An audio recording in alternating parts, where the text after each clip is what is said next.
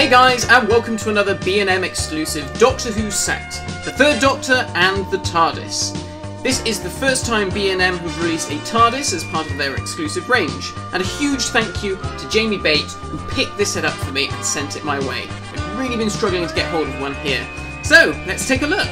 The packaging is that of a window box similar to how the original Forbidden Planet exclusive TARDISes were presented, this time featuring the Collector's Series style guide. The front of the box tells us about the exciting opening doors feature, and the back of the box gives us a biography about the TARDIS and a look at the set.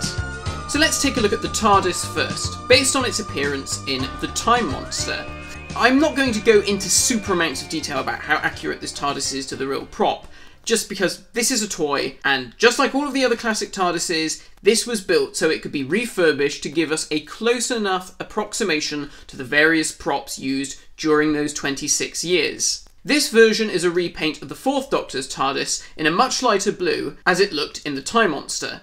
The sculpt is great, with that lovely texturing, and I really like the fact that they've added this dark wash to the whole toy, because it really brings out those details. Now be careful when picking yours though, as the level of wash ranges from barely anything to super heavy. The wash is everywhere, on the sign boxes and on the windows, again really bringing out those details. And I like that because the windows and the signs were dirty and grubby on the real thing. The door sign on the front still retains the incorrect blue frame as per the Fourth Doctor's TARDIS, but the text is still the same. The roof is flat. Well, not even flat, it's still concave, when in actual fact it should be sloped, and the lamp has been painted black as it appeared at the time. So overall they've done a really lovely job making it look like the prop from Season 9 into Season 12. However, it does feature this odd black base, which didn't appear in The Time Monster. Now there was a black base during the Pertwee era in the Spearhead from Space, when the base was being quickly replaced, and then later towards the end of Season 17. Why they did this? Who knows? But regardless, it still looks nice enough. Sadly, because this is a budget set, we lose the light and sound effects, and unfortunately we still retain those ugly sound holes on the back of the box. Ugh. The spring mechanism on the door works just like the other boxes, and because there's no phone inside the door, the left door swings open all the way to reveal the non-functioning battery compartment at the back. The base of the box has been tweaked, however, to remove the on-off switch and the sound activation mechanism. So overall, it's a really nice TARDIS, regardless of the discrepancies, some of which are impossible to avoid.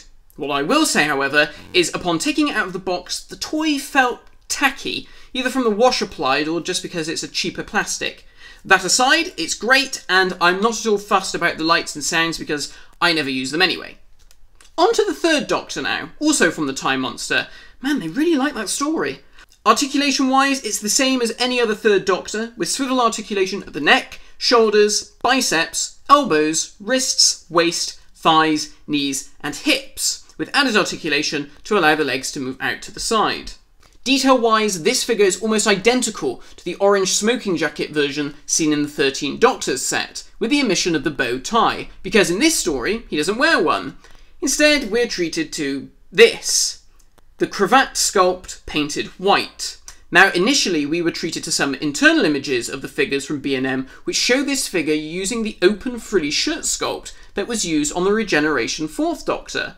It was that, painted white, and I guess they painted that slight glimpse of the waistcoat white too. Sadly, we didn't get that. Why? I have absolutely no idea. I'm assuming it was either too expensive to change the tool of the toy or something, but the fact that they resorted to painting over the cravat is such a shame.